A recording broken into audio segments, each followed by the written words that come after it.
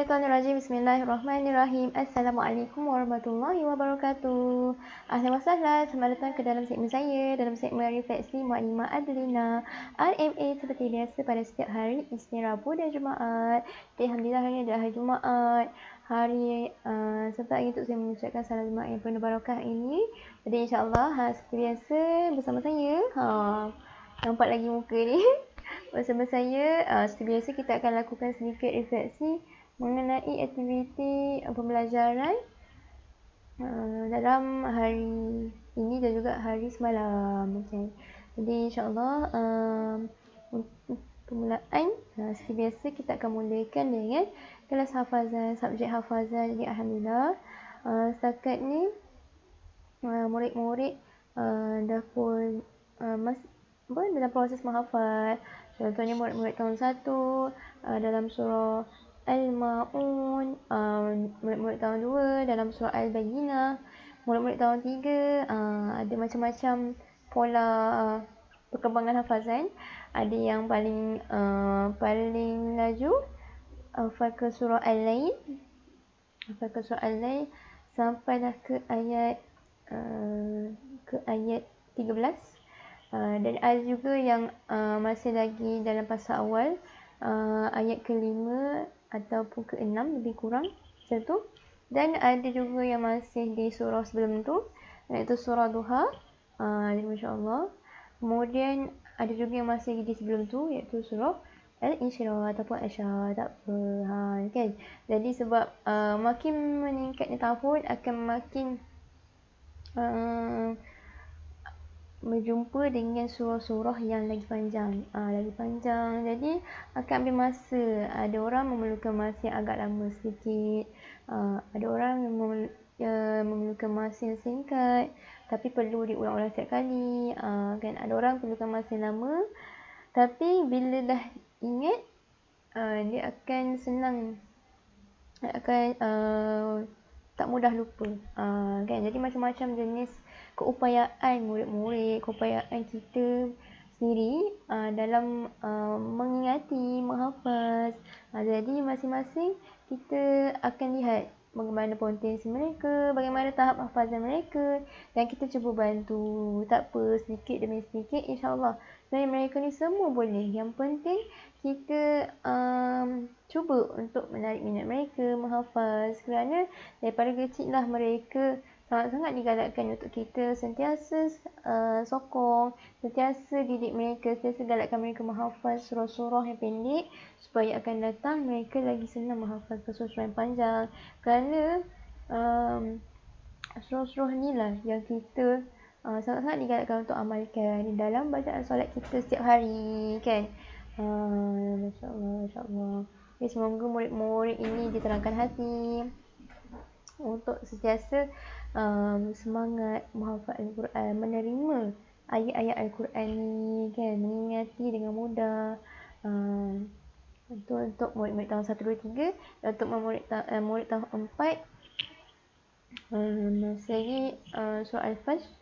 Yang tahun 5 ada yang dah masuk ke surah Al-Mutaffifin dan juga masih lagi di surah Al-Insyiqaq. Untuk tahun 6, kita fokuskan kepada surah-surah yang pendek, kerana mereka ni yang paling atas. Jadi kita ingin lihat asas hafazan mereka surah-surah yang pendek. Adakah sebenarnya mereka ingat ataupun masih lagi belum menghafaz. Jadi kita lebih galakkan mereka untuk menghafaz surah-surah yang pendek dulu, untuk mereka betul-betul boleh menghafaz surah yang pendek. Barulah kita akan galakkan ke surah-surah yang panjang. Kerana agak sukar kalau surah-surah yang pendek pun masih belum masih belum mampu untuk diingati, apatah lagi ke surah yang panjang. Jadi insya-Allah sedikit demi Alhamdulillah, kebanyakannya mereka boleh menghafal. Cumanya mereka perlukan lagi banyak ulangan bacaan hafazan surah-surah pendek ni supaya dapat menjadi sebati dalam jiwa mereka, supaya mereka dapat menjadikan ini sebagai amalan untuk mereka mudah mengingati dan tidak mudah lupa, insyaAllah. Jadi itu berkaitan hafazan, jadi antara subjek yang pelajari berkaitan subjek tauhid, berkaitan subjek bahasa Arab.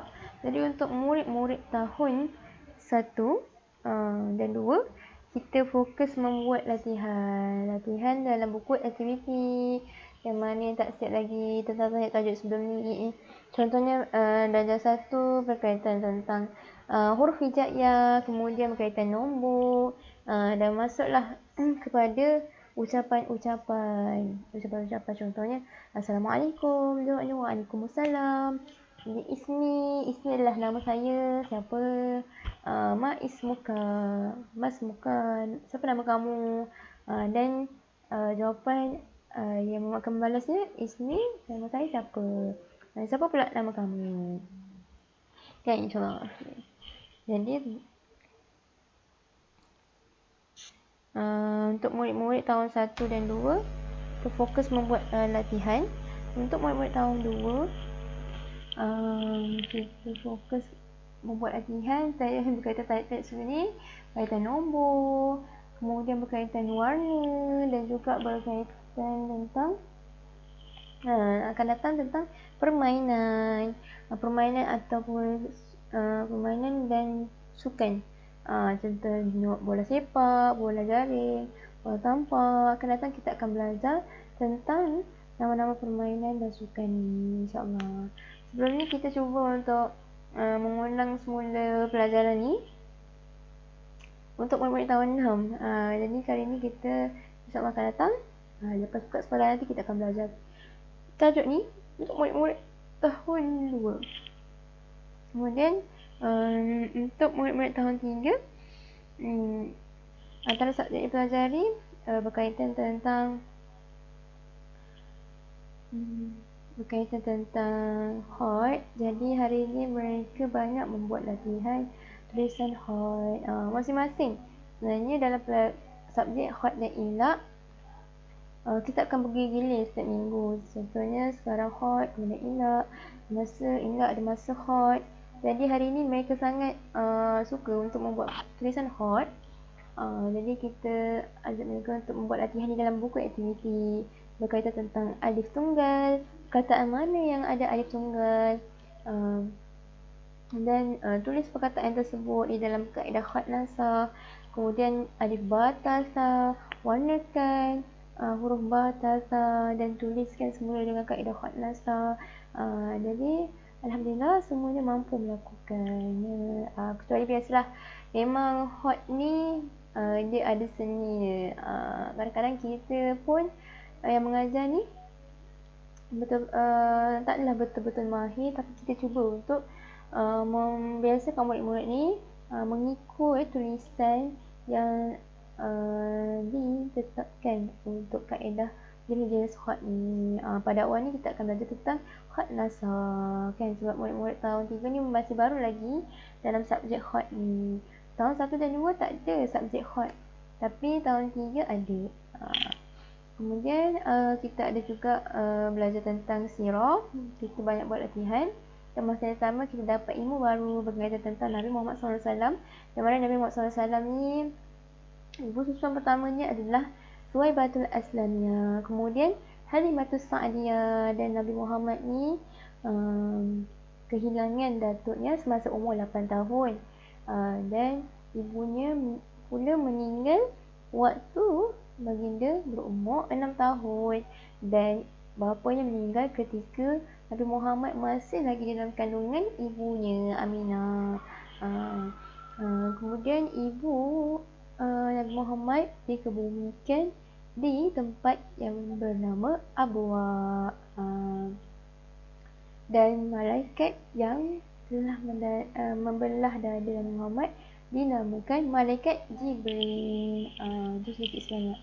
Okey, untuk murid-murid tahun 4 dan 5, 4 dan 5 antara subjek yang pelajari adalah berkaitan tentang subjek jawi, yang mana kita banyak melakukan latihan ejaan. Kita akan selalu melakukan latihan ejaan tulisan Jawi kerana kebanyakan mereka sebenarnya boleh membaca Jawi tetapi dari segi ejaan masih lagi ada kekeliruan dari segi.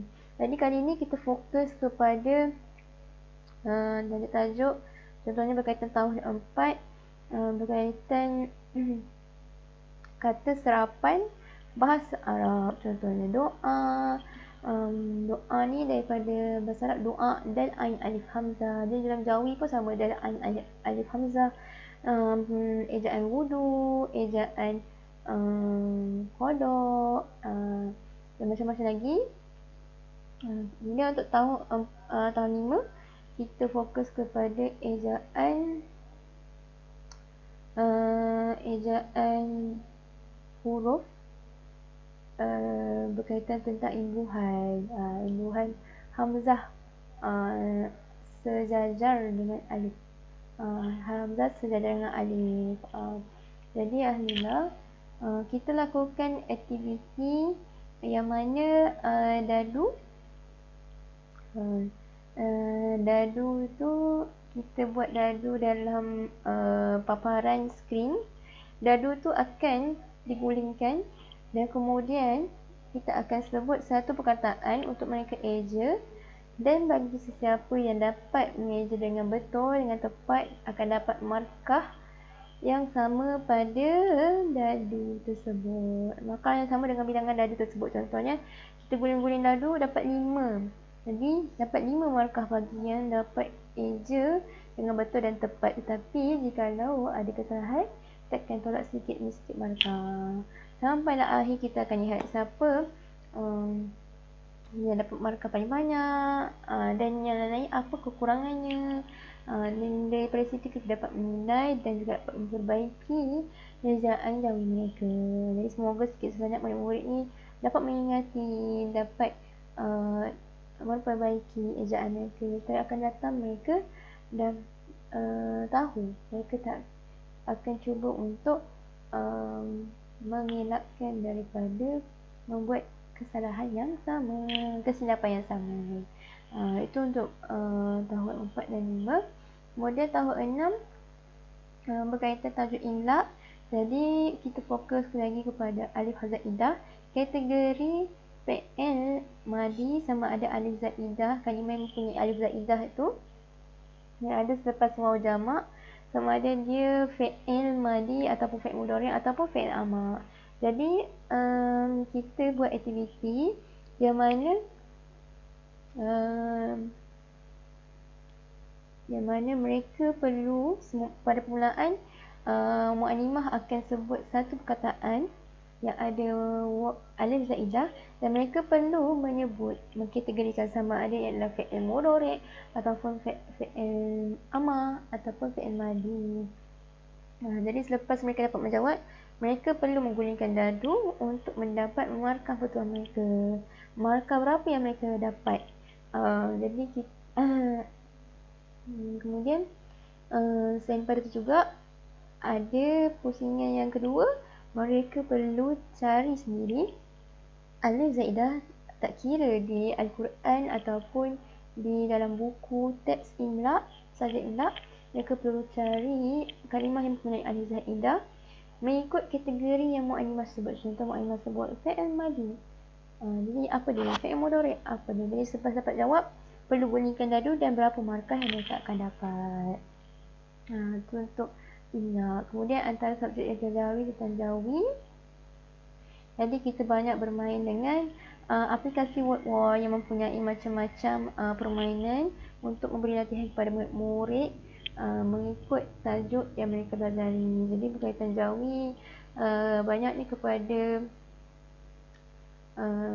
homograf, dan ada juga berkaitan tentang tajuk-tajuk sebelum ni, berkaitan suku kata terbuka, suku kata tertutup. Untuk tahun 6 kita banyak bermain dengan macam-macam peringkat tahun kerana mereka ni lah tahap yang paling teratas. Jadi kadang-kadang kita ingin menilai tahap mereka daripada awal dulu, daripada silibus tahun 1 hingga tahun 5. Adakah mereka masih lagi ada kekeliruan ataupun dah boleh menguasai. Jadi insyaAllah semuanya perlu banyakkan lagi latihan. Kebanyakan mereka semuanya dah pandai dah mahir membaca Jawi. Tapi perlukan banyak latihan dari segi ejaan Jawi. Kerana kadang-kadang kita tak tahu. Kita rasa ejaan Jawi kita tu dah betul, tapi sebenarnya mengikut kaedah yang sebenar masih ada kesalahan, kesilapan. Jadi insyaAllah semoga sedikit banyak kita dapat memperbaiki, kita dapat meningkatkan lagi penguasaan murid-murid terhadap pelajaran ilmu-ilmu yang dipelajari, insyaAllah. Dan itu dah sedikit sebanyak yang dipelajari dalam 2 hari ini. Dan terima kasih menonton live saya pada hari ini. Kita bertemu lagi pada hari Isnin selepas habis cuti sekolah. Minggu depan kita cuti sekolah seminggu. Jadi sangat-sangat rindu ya untuk bertemu anak-anak semua. Tapi tak apa, ada masa untuk berehat dulu kan. Nanti kita buka balik sekolah dengan wajah yang baru, insyaAllah kan. Jadi selamat bercuti. Di kesempatan ini saya ingin mengucapkan selamat bercuti kepada semua anak-anak dan juga ibu bapa yang mana bercuti juga. Ada balik kampung kan, biasa bila cuti sekolah ada balik kampung. Tapi ada juga ibu bapa yang kerja. Jadi semoga dimudahkan urusan. Selamat bercuti dan selamat meluangkan masa bersama keluarga. Jadi semoga semuanya dalam keadaan sihat selalu dan dalam lindungan Allah selalu. Jadi itulah sahaja daripada saya. Maaf atas segala kesilapan, kekurangan daripada diri saya. Yang baik itu datang daripada Allah dan yang buruk itu datang daripada diri saya sendiri. Hakikatnya kedua-duanya datang daripada Allah. Wabillahi taufiq wal hidayah. Wassalamualaikum warahmatullahi wabarakatuh. Terima kasih. Jumpa lagi.